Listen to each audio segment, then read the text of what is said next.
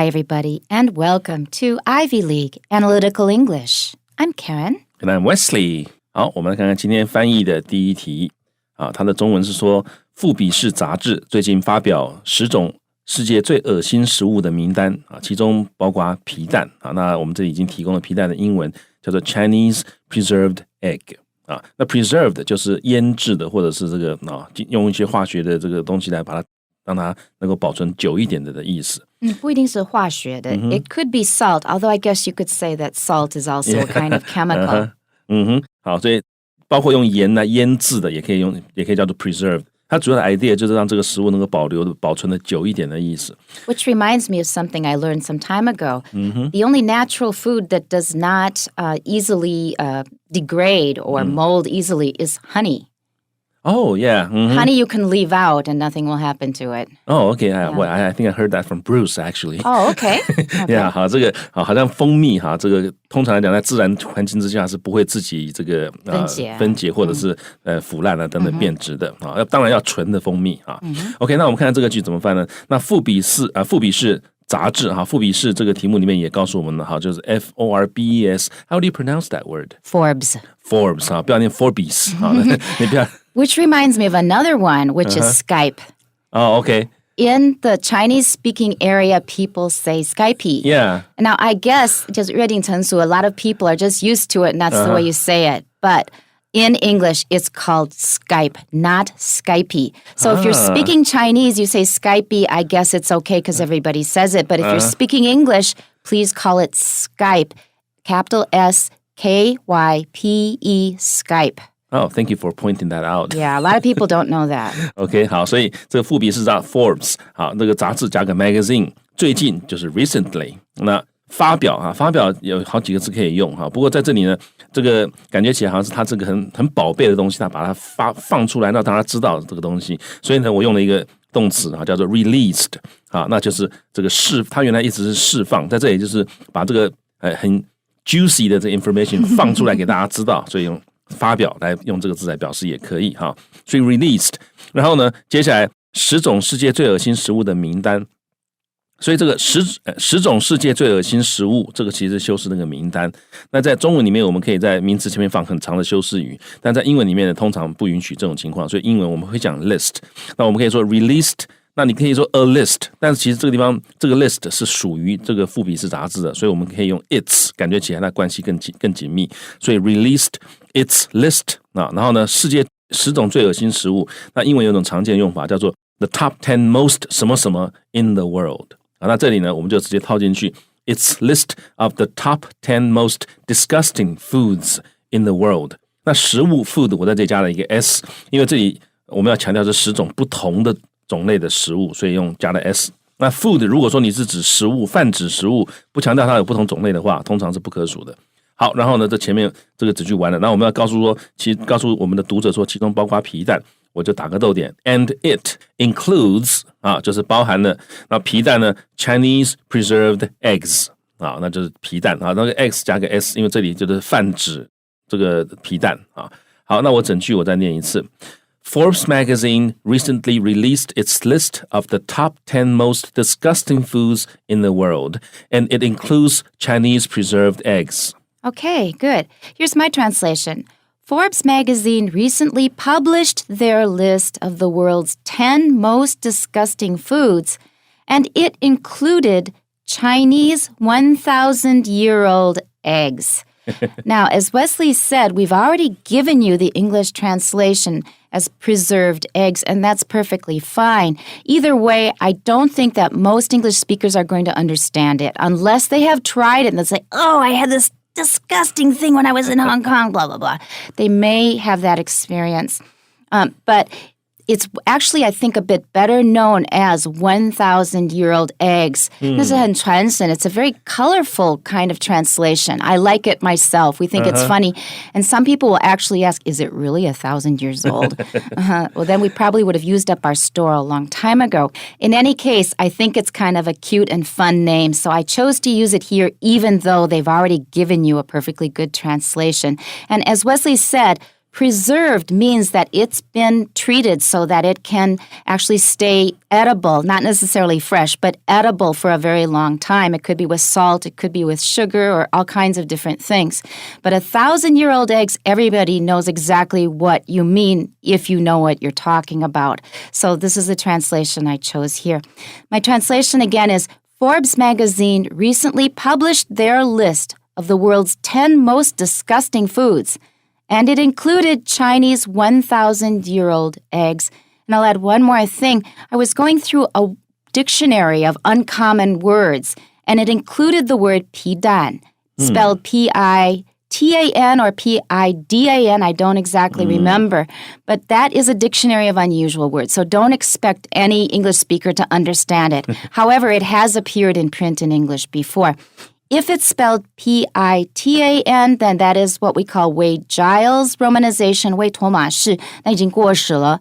现在其实是用汉语拼音比较多啊，台湾其实官方的那个汉语那个拼音法是汉语拼音 ，then it should be P-I-D-A-N， 皮蛋 ，OK？ 好，那这里还有一点小小要这个提醒各位，就是我用富比士杂志的时候，我后面讲 recently released its list of 什么什么啊，但是 Karen 老师是讲说这个杂志呢 recently published their list of 什么什么什么。And in fact, in English, we have both ways. You can say it either in the singular or the plural. In the singular, you're referring to the magazine, that's one thing. But if you use the plural, you're thinking of all the people who are running the magazine. And we do both in both kinds of English, British and American English. But in British English, they tend to use the plural. In American English, we very often use the singular. Both sides use both, but Brits stick with the plural more often. We Americans use the singular more often. 所以这个呢，首先英式英文跟美式英文有一点点差距哈。这两个 its 你把它看成单数或复数，这两种英文里面都存在哈。但是英国人比较常把它看成复数，美国人比较常把它看成单数。啊，那另外一点就是，其实当我们用 its 的时候呢，我们想到是这个杂志好像是个整体啊。那如果说我们用 their 的话呢，就想到是杂志还有这个杂志的编辑啊，里面这些这个调查的人员、这个写文章的人等等，好像感觉是一群是复数的人，所以我们用 their。That's right. Okay, let's look at the translation in our magazine next. Forbes magazine recently released its list of the 10 most disgusting foods in the world, which included Chinese preserved eggs. Now, you could have actually used which here instead of and it. Forbes magazine recently released its list of the 10 most disgusting foods in the world, which included Chinese preserved eggs. But what's the problem with that, Wesley? 好，那因为这个问题就是 which 通常来讲它的先行词要尽量靠近它。那如果我们这样写的话呢，我们发现最靠近 which 的名词其实是 in the world， 所以呢，这个会造成一刹那之间会让读者会突然想，这个 which 是指 the world 还是指那个 list？ 好，所以这就不是非常理想的方法。这个文法上面没有错，但是这样写呢就怪怪的，这个读者读的时候会稍微震荡一下，跳个针这样子。That's right, because your brain needs extra time to go and retrieve the antecedent, that's the 先行词, because the closest noun is world, and then we have disgusting foods, which is a little better, it actually makes sense, but the real antecedent is list, and which is just too far away for that, so it's better just to use a conjunction here, and it included is better. 好，所以要注意这个 which 好，它离它最近的名词其实是 the world。好，你如果说是most disgusting foods 的话，还可以说得过去，但是其实已经还是离 which 中间隔了一个 world， 所以在这里用 which 呢，这不是非常就是我们可以用更好的、更清楚的写法，就是用 and it included， 这样就更清楚了，比 which 还要清楚。Okay, so I guess we've covered number one. Let's go on to number two. 好，那我们看第二题，他说由于文化上的差异。外国人认为无法接受的食物啊，可能竟是当地的佳肴啊。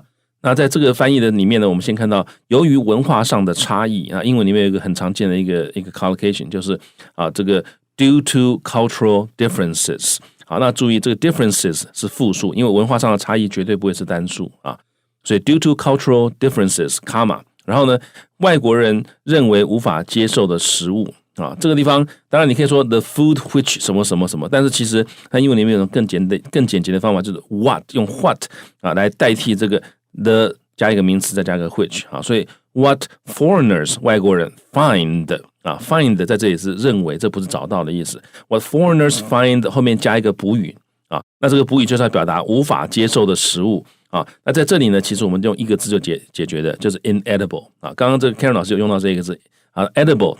刚刚 Karen 老师用的是 edible， 就是可以吃的。那 inedible 就是不能吃的啊。所以呢 ，what foreigners find inedible 就是外国人认为不能吃的东西。换句话说，也就是他们认为无法接受的食物。然后呢 ，may turn out to be 很可能近似啊。这个有时候，我想我们在翻的时候，你会发现，哎，这里有一个近，哇，怎么办呢？啊，但这个近其实表示那种 surprising 的结果。那英文里面呢 ，turn out to be 常常就有那种 surprising 的结果啊，就是本来你以为是 A， 结果 turn out to be B。啊，所以这里呢，我们其实这个近就不用翻了，它的意思已经隐含在 turn out to be 里面了。所以我们可以说，好 ，what foreigners find inedible may turn out to be a local delicacy 啊，当地的佳肴就是 a local delicacy 啊。那这样这个句子翻出来了，我再把我的翻译再念一次。Due to cultural differences, what foreigners find inedible may turn out to be a local delicacy. Okay, that's a good translation. But as we've mentioned many times in the program before, Chinese likes to put a lot of background information first. So, 因为什么，所以怎么样. And that's a typical Chinese sentence, which works in English too, but it is not our primary way of arranging ideas in a sentence. I've changed it a bit in order to avoid that. And that was not bad. I'm not really saying, I'm not criticizing it, but we tend to avoid it a bit in English instead of in Chinese where it's the standard way of doing things. My translation is, cultural differences may cause foreigners to judge inedible a food that is prized by locals as a delicacy. 那这个句子有点紧凑. You have to pay attention to follow it because the information's a bit dense. I'll run it by you again. Cultural differences may cause foreigners to judge inedible a food that is prized by locals as a delicacy. 好，那这个句子呢，听起来啊，这有一点不是那么容易懂，但是你如果是 written English 的话，这个句子是很漂亮的句子，因为它是就像刚刚 Karen 老师很紧密的一个句子。那我们看到前面呢，它的主词是 cultural differences， 这主词没有问题。may 可能 cause 使得 foreigners 让外国人干嘛呢 ？to judge 判断。那这个地方稍微有一点变化，就是这个 judge 它的受词啊 ，judge 是个及物动词的，它的受词其实是后面的那个 a food that is prized by locals as a delicacy， 就是一个啊被当地的人认为是美食的啊，这个 prized 这个字用的很好，好像是给他一个奖章一样，哦，这东西很棒哦，颁个奖给你，很珍惜它，很珍惜它啊。那我们看到这个句子后面那个 inedible judge 后面的 inedible 其实是受词补语，所以正常的 word order 应该是 judge 加受词再加受词补语，但是因为这受词补语受词太长了，所以我们把受词补语调到前面来，就变成说 to judge inedible 先讲出来这个补语，然后再讲受词。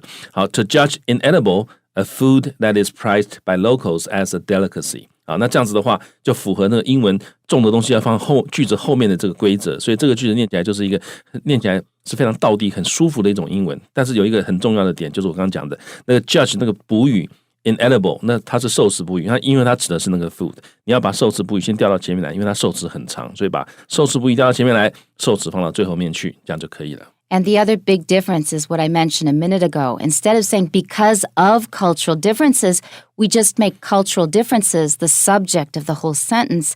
Cultural differences cause 这是另外一种想法. Let's look at the translation in our magazine. Due to cultural differences, what foreigners consider unacceptable may turn out to be local delicacies.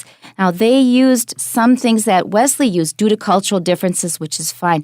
The other reason why I didn't choose to do that myself is because it puts a bigger distance between the idea of cultural differences and considering something unacceptable. 好像因为这个东西，好像把它隔开来，这是当背景，跟后面的关系不是那么的直接。And using it as the subject of the sentence, 好像就是这个东西造成的关系就是很直接啊，非常的紧密。That's another reason to kind of avoid 因为所以的这种句构啊，所以啊，我也受教。这个刚刚 Karen 老师讲的这第二个原因，我其实一开始没有感觉到，可是他这么一讲，我觉得这是很棒的一个原因。所以大家了解到为什么我们这个像 Karen 老师他没有用 due to cultural differences 啊，因为除了刚刚讲的第一个原因之外啊，这个第二个原因就是刚刚 Karen 老师讲的啊，常常呢，如果你把它放到前面来的话，感觉起来 cultural differences 又隔了一个逗点，然后又跟后面的这种距离又远了一点啊，感觉起来好像之间的关联不是那么紧密了。Okay, and the second thing that I want to comment on about this sentence is unacceptable is perfectly acceptable as a translation of 不能接受. That's the direct translation. But in this case, if you say unacceptable in English, that means 这样不行啊. It's usually that kind of a situation. And that's not our attitude about the food. It's 我没办法吃，不是你这样做不行，不是这种态度，而是这种食物怎么吃啊？这个没办法吃的。That's why I translated it as inedible. And this is one of those areas where you really need to rely on experience in translation. Yeah. Because you need to know when to be really, really literal and direct, and you need to know when to 变通一下。好，这也是很珍贵的一些这个 lessons。好，像这个地方用 unacceptable 是可以的，但是 unacceptable 在英文里面常常就是你做了，但是我觉得 it's not good enough， 好，不可以接受。That's right. For example, I would say that behavior is unacceptable to a child. 好，你那种行为是不能接受的哈，那所以不可以的，不可以被接受，不能做的哈，所以在这放在这里呢，有一点点怪怪的。因为我们这里讲的这个无法接受是对于食物的一种态度哈，所以在这里呢，用 inedible 会比这个 unacceptable 这个在英文里面更贴切一点，但 unacceptable 绝对没有错，在这里绝对是没有问题的。Right, and the other thing to notice is they use the plural here. I like using the singular because that makes it even more, I think it makes it even stronger. 就是针对那一个东西 it may be a local delicacy, 表示那个东西很珍贵。复数的话，东西很多，我们不会觉得很珍贵。单数你会觉得哇，这一个东西其实很宝贝哦。好，所以这 delicacies， 好，我们的这个杂志上翻译是用复数，这个也是正确的，没有问题啊。但是用单数呢，可能会更好一点点，因为单数感觉起来是更强调说它就是那个一个东西 that single thing 啊，那很棒的，很难得的，我们就很爱一个东西。那你用复数的话，感觉起来好像比较这个。就把这个焦点打散了一点点的感觉，很多的东西我们就不很重视。Okay, so that covers number 2. And also remember to tune in next time. We'll see you then. Bye-bye. Bye-bye.